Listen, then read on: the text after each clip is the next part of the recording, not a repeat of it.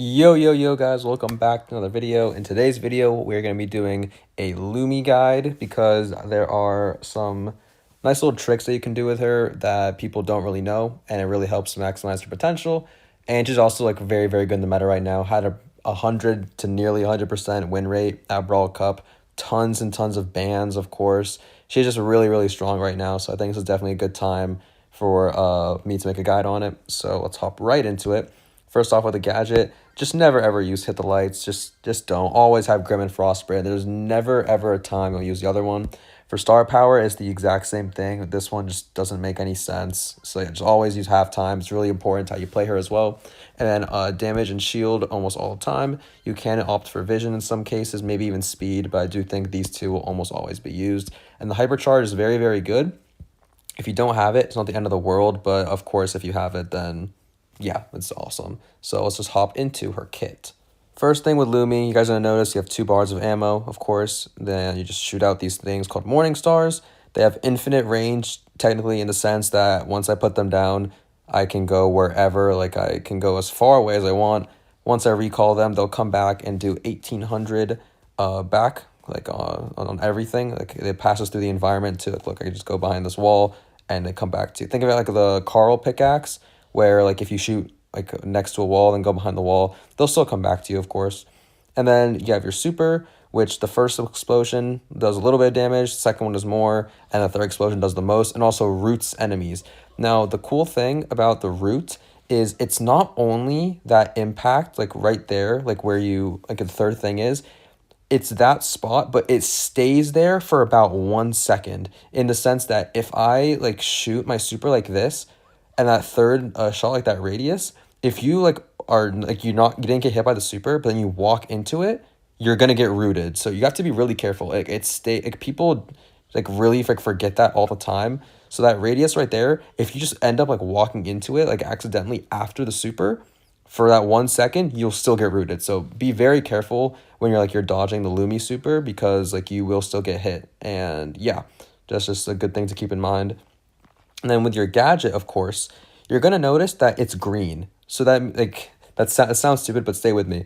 So the gadget's green right now, which means that you can use it. So if I pop it right now, it'll actually just go right down on my feet, which is actually pretty helpful if you get jumped on by someone. Like, it's actually a pretty good mechanic to have. But that's because you can actually pop it whenever. So you can use it even when like you shoot out your morning stars. I'm going to wait for my gadget to recharge real quickly, and I'll show you guys this next part. So typically people, you'll see them like, oh yeah, you'll throw down your morning stars out there and then you'll pop your gadget, right? Which is good, area denial and all that. But say someone's like right here on the wall and like you're this close, you can actually wait and pop your gadget like midway through. So I'm gonna like shoot one shot here real quick. I'm just gonna show it with one of the maces. We can do it with both, of course. But if I can go like this and I can time it, and you see, as soon as I pop my gadget, my morning star was right here, so that's where the ice got popped, and my morning star still keeps going. So you can actually use that in a lot of situations to actually like pinch out your opponents and make them slip like around a wall or something like that, so that you can get a free kill on them. So yeah, you don't have to wait for your morning stars to be on the ground to pop the gadget. I can literally go like this, and you see that this one got popped early right here. So yeah, it can really help you a lot. Another thing with Lumi is that you can actually pop her hyper after her super. So I'm going to super, and then right before the third one, you saw that I popped my hyper, and it became like that last part was like the hypercharged super. And like the only difference from her super to her hyper super is that third bounce. I'm just going to get my hypercharge row back. So I can pop my hyper right now, and you guys are going to see like, the only difference is that it explodes at the very end for the 3 times. So that means that you can just always wait until the last second. Feel like, oh, well, why even do that? Well, it's just you get more time on your hypercharge, pretty much, like the effective part of your hypercharge. So like you just get a lot more value. So once again, 1, 2, and then 3. We get that hypercharge at the very end. And now like I still have my hypercharge for a little bit longer. And yeah, that's just another good piece of tech with Lumi.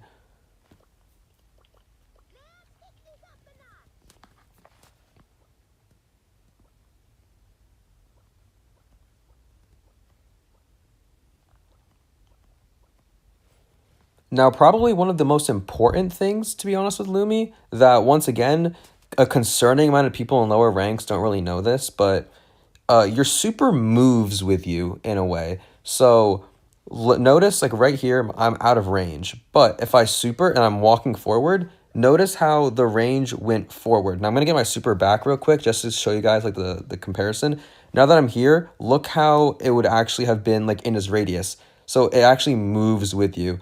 And once again, like if I go like this, like it goes further forward than what the reticle actually said. And if you move like if you move backward, it's also going to move backwards with you. But you also see how like it overlapped with the second circle there. That's just like how it works. So yeah. If you think, oh well, this guy's like barely out of my range, like oh my god, like look right here, he's just like not there. I can just walk forward with it and it'll still hit him. So yeah, you like the super moves with you. So yeah, like that's just something to keep in mind. And then once again with the hyper super. But yeah, I think that should be it with Lumi. As you guys can see, Lumi has a lot of like hidden tech with her that you guys need to know about, of course, so you can learn to use her the best way possible. But in terms of her playstyle, she's a damage dealer. She does tons and tons of damage. Very good against tanks.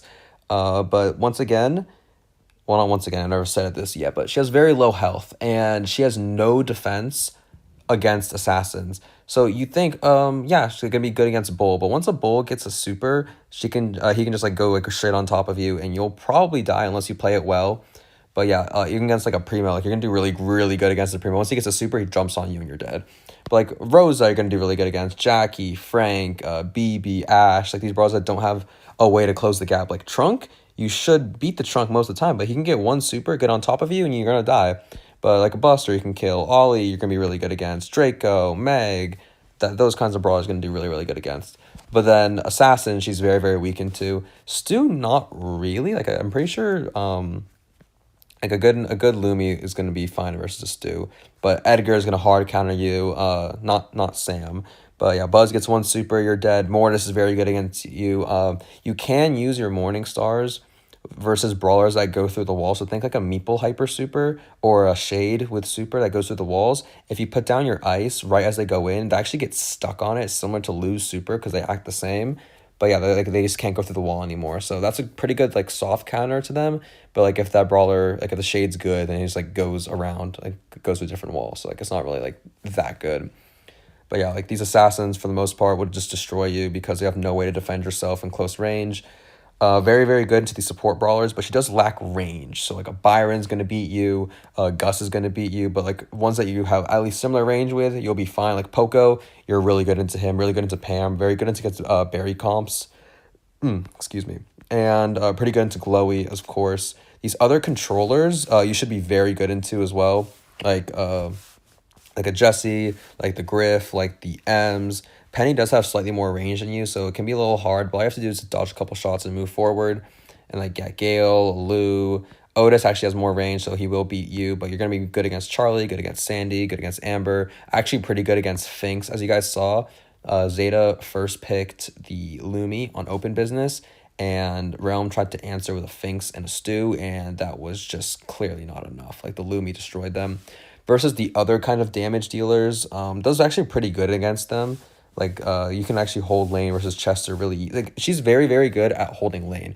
She's not necessarily going to be your mid, especially on a map like or a mode like Gem Grab, because you want your mid to have good self defense. Think of like Janet who can get away. Think of Mina with her shield. Think of Gus with his shield. You want that kind of brawler. But yeah, she's just very very good at being like on lane.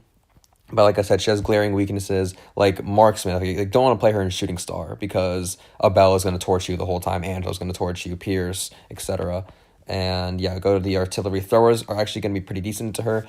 But you can use her as a kind of like a soft counter because yes, you can shoot around those walls. You can put down the ice and make it a little bit annoying for them, and then pair it up with something else on your team, and you should be fine versus throwers. But for the most part, that should be it for her matchups. Just make sure you're playing her into brawlers that don't have that much range. Like you don't want to play against like a Bell on like an open map or something like that.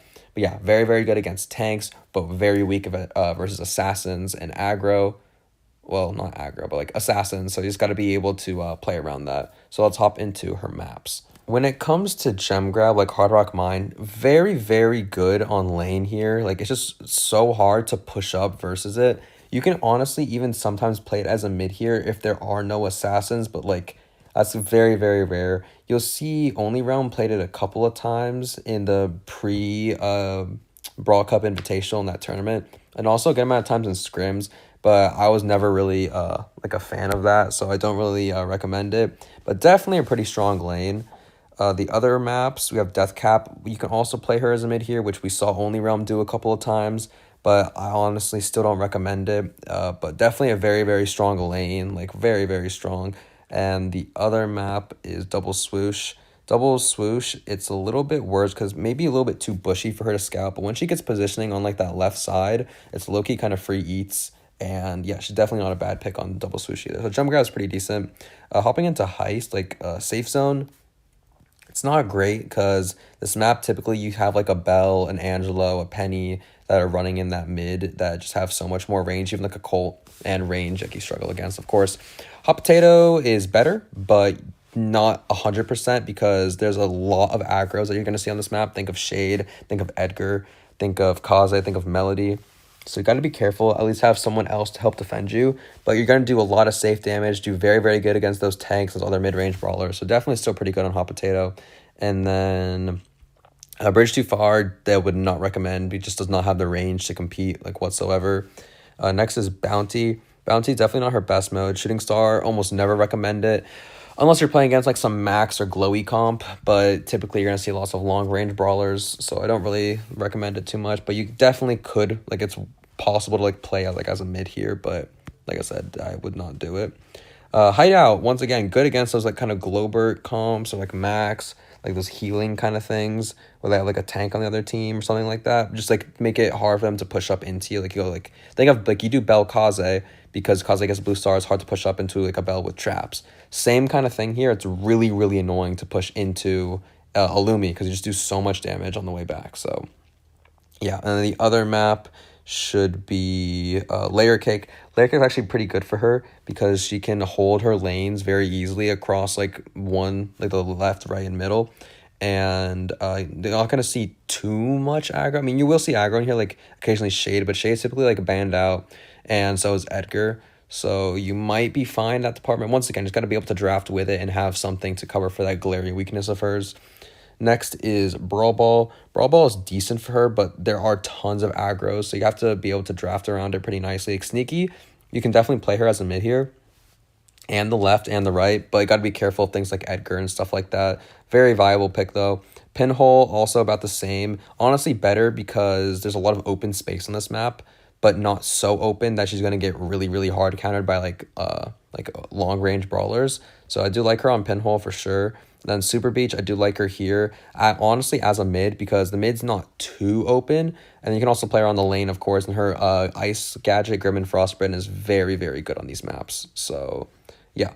Hot Zone, probably her best. Open Business, very, very strong on. Like, her super just confirms kills so nicely. You get so much control with her gadgets. And just, like, the damage potential is really good versus almost all the kind of comps you're going to see on here that have, like, tanky brawlers. So, yeah, same thing here goes with Ring of Fire. Yes, it's very open, but I do really like her on that map still.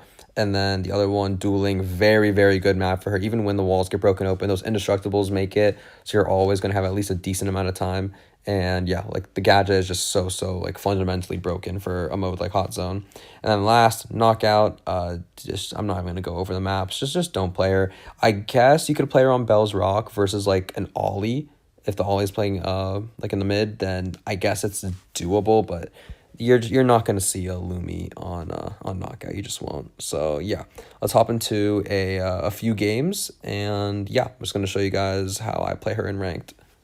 Okay, so like my mom called me like during this, so the audio got delayed. So I'm just going to voice over this part. Shouldn't really be too much different, but yeah, I banned Edgar because I want to be playing Lumi, and Edgar and other assassins like Mortis, as you guys will see later, really, really hard counter Lumi, but yeah, they pick up the Colette first, and we go with the Ruffs instantly. Now, I would never go Ruffs plus Lumi because that's just asking to get ran down.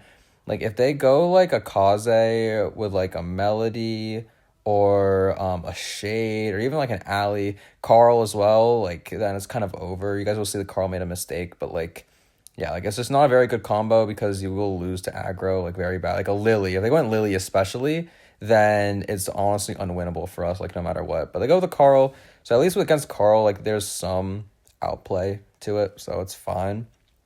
And they round it out with a Colt, which doesn't really make too much sense with their comp. So yeah, it's a really, really good Melody game because Melody feeds notes off of all three of them pretty easily, and especially off the Carl. Like Melody into Carl is really, really free. And you get your notes, dash on the safe, dash on the enemies, and it's like really, really free kills. So I'm saying really, really a lot, but yeah, very, very good Melody game. I'm also saying very, very a lot, but yeah.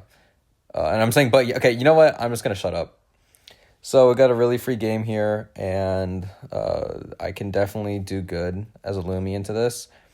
The start's a little torture though, and I do find out that this Carl's not using Flying Hook. Like for whatever reason, he's on fire, which doesn't make any sense whatsoever.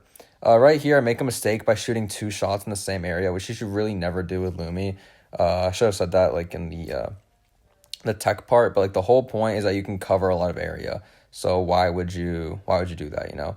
And then here I checked the bush a little bit too late. It's because my Melody died, and there's allowed both of them to move up. Like the Melody should really be playing her life at the start, just waiting to get a super and then going for like the safe damage. But I do have my super here, and this is where I start cycling my super. You guys see, like I get half of my super back, and now I have a treat. And Lumi with treat, like it's really, really good. So this like he gets on my ice. Like I don't know why he popped hyper. He even used his super. Like I don't know like what he's really thinking was gonna happen. But I have my super now. This rough should really be committing to breaking open, not necessarily the map, but in like the walls, it's the grass. Like once you break open the grass, then it's really good because they can't sneak up on us, and like we're low key chilling. And I have a super right here. We go for the snipe onto the Colette. As you guys saw, like I moved forward because like she wasn't in my radius initially, but I just had to step forward while I shot my super, and she did eventually get inside the radius. We do have a hyper now for our Melody, and we're doing some good damage here. My Ruffs gets full clipped by a Colt, which is kind of sad. We do some really good damage there for a free kill, and we do get the safe pop now. I also managed to kill the Colt. Then I go for some safe damage here, and I recalled them a little bit too early there, to be honest, but I have my ice back. I'm going to pop it, and the Colt's going to slip on. I almost died there, which would have been really bad. Like, if I died right there, we do probably lose the game. Like, that would have been a really, really bad death. But yeah, this, I don't really know what he's doing, to be honest. Like, all of that to really get no safe damage. And then Colette supers the safe, and I do get a double kill here. 1 shot to my super now. This Melody goes in the safe and does very little damage. Like, I really feel like they should be doing more damage. Going for the kill on the Colt there is really good because he's going to respawn now, like, too late to get safe damage. And, like, Colt does a lot of safe damage. So, yeah, very, very important there. Just not trying to feed this Colette her hyper super. That's the only way that we lose there. And, yeah, so pretty good game there. And hopping into game 2 should be more or less the same. Like, I would really love to play Melody into this as a Melody main, especially, like, I would definitely be cooking. Right there is the part where my mom called me, so I just had to blur it for a quick second, but didn't really like stop any of the important gameplay whatsoever, so we're chilling. Melody's on the Carl lane, which is what you want. It's like really, really free for Melody. And me and the Ruffs are just holding this mid. Like, the issue for the other teams, that they did not punish the Ruffs pick. Like, the same thing with the Lumi. Like, if you're not punishing Lumi, you're also not, or not punishing Ruffs, and that means the Lumi is also not being addressed. But yeah, there's no such thing, especially in a scenario like that, as wasting your super. Like, kill confirming is a very, very important thing in this game. Like, sometimes it's not worth it, but like that, you would know, like oh, there's really no point in killing this person here. But like right there, it frees up lane pressure and like good for charging. I was gonna say my hyper, but I don't have my hyper. But it's really good. Like that's an important kill. Like knowing when a kill is important and when it's not is very important in and of itself. Because like you need to know like, oh, is it worth to use my resources here? Most of the time, yes, it'll be worth it. It's like a good rule of thumb. But like sometimes like you need to know when, oh, the objective is more important here, or no, maybe I should be healing up now instead, or something like that. It's all about your judgment, and you get a good kill right there. But yeah, like I said, it's all about like your judgment in the scenario. And the game sense is all about when you're making those decisions at like the right time. Like, oh, I should really go for the kill right here. Oh, I should really go for the gem. I should definitely target the safe right now. Like that's the kind of decisions that fall into game sense. Here I could not was not probably paying attention, so I didn't know if the cloud was in this bush. I low-key thought like they're just like hiding in there with hyper, and they're like hyper super me, and no, apparently they just like gave up for some reason. So I was like, oh, okay, so we just get a free game. Like, isn't that just so Sugoi, Bakachan, and all that fun stuff? So yeah, very good game. Do you guys like the pictures like on the overlay, like the one of Guesty and Luffy, and then that's actually me and Spen. That bottom picture, that's Spen cosplayed as Jae Young. He did it on the third day, and then that top picture, which I replaced the other one with, that's actually me with all the casters. So on the left, you'll see Kenny, and then Sunny, and then me in the middle, all the other Sunny, and then Ark, and I can't see too. I think that's Trav. I'm pretty sure that's Trav. So Uber wasn't there, but neither was Ready. I do have a picture with both of those guys though. But yeah, we do pick up the Lumi here because we want to. I also banned Edgar once again. We went. So this is a really good thing for you guys to learn. There is literally no point, especially on a map like Undermine in this scenario, why you would pick Charlie and Lumi in the same comp. Both of them are tank counters, and Lumi just does the job way, way better. And Charlie's not a safe mid at all versus aggro's. Like, you might, oh, like, she has Cocoon and stuff like that, but no, what's a Cocoon going to do versus a Mortis that will keep dashing at you the entire game? And, like, it's just not very good. And I don't like it into Crow either. Crow, all it has to do is just use the poison, the slowing toxin gadget, and it's just kind of cooked. It's a very good bowl game, but you guys are going to see that this bowl is terrible. Both my teammates are terrible. And like, as in terms of a Lumi game, like, it's okay, but like I get outranged like really badly. It's winnable on lane though, because like this map is pretty decent for like a Lumi lane. But like my Charlie's like dead in a couple seconds. Like I can definitely win lane versus a Crow, but it's honestly much easier for him. We do get the kill here, and the guy gets cocooned, and I'm able to help out with good timing. But this bull doesn't shoot instantly for some reason. Like he's like doesn't do it, and now the Mortis lives, and I have to like get the kill myself. But it's like it's fine. Like we're down gems, but it is a-okay. This bull, instead of going up on that left side, he's like staying here and just giving them free presence on the left side. And now it becomes like a right and left game, and we'll never ever win that. If it becomes like a right left thing, then it is honestly unwinnable. Now I do have a super here, which is very, very good. But like the Janet is collecting all the gems, and like you cocoon the Mortis, but we're not doing anything with it. Like sure, he's dead. I do make a mistake right here, and I miss those shots, but I do still end up getting that kill. But yeah, like he's 4 health. I'm like, okay, he's definitely dead here because Mortis just gadgets on him, and nothing I can do here. Like as a Lumi, like I can pop my ice, but he just dashes on me, and it's GG's. This bull is doing absolutely nothing, and then he just goes in when the Mortis concluded, just like, dash back. Like I guess, bro. Like do you, bro. And yeah, this is just like really over it. In theory, there's no way we win this game. Like this Janet should never die, like ever. And then, to be honest, this bull, like I said, has a very free game, and he's just like being stupid. And this Charlie's also like retarded. But hey, it's so okay, man. Who really cares about ranked on their mini account? Am I right? But yeah, like the bull is somehow dead first, which makes no sense to be honest. And I'm down here, and I somehow get that kill, just low key kind of crazy. That guy gets a super because this bull dashes in for no reason, and now I'm screwed. Like they're honestly hurting like ourselves. Like it's low key a 1v5. Like my teammates are making it even harder for me to do anything, which is just insane to me. And he cocoons like after the Mortis like even got value, which is crazy. I do get that kill though, and I know that bull took that kill, but I do get that onto him, and I do get another kill there. So I'm doing really, really well right now. But our bull has 4 gems on him, which you never really want to see. I pop my ice here just so he doesn't move up because I wanted time just to chillax. I know he's at like that top part right there. I do hit him once, and then you don't hit those recalls, but That right there, that one step that Charlie does forward is actually so insanely dangerous. Like if this Mortis had a brain, he would just go directly for him. But yeah, we just lose right here because instead of like all he had to do was cocoon the crow so that he can't move with his hypercharged daggers, and she has enough time to go back. But no, she just did not feel like doing that, and this game is pretty much lost. So I just wanted to show this game because yes, I mean I still did good on Lumi here, but like there are definitely still counters to it. You can outrange it. You can just like go on top of its face. So it's two very like contrasting games. Yes, my teammates did absolutely horrendous, but that's besides the point. Like Lumi is still very very busted right now, and I would definitely recommend that you guys upgrade her, max her out, all that good stuff. And she's just very very versatile and ranked. But like I said, you do need to be careful with her counters, which are aggro and range. Just know when to play her, which I hope I told you guys in this video. And make sure to like, comment, and subscribe. Let me know what brawlers you guys want to see in the future, and I'll see you guys next time. Peace.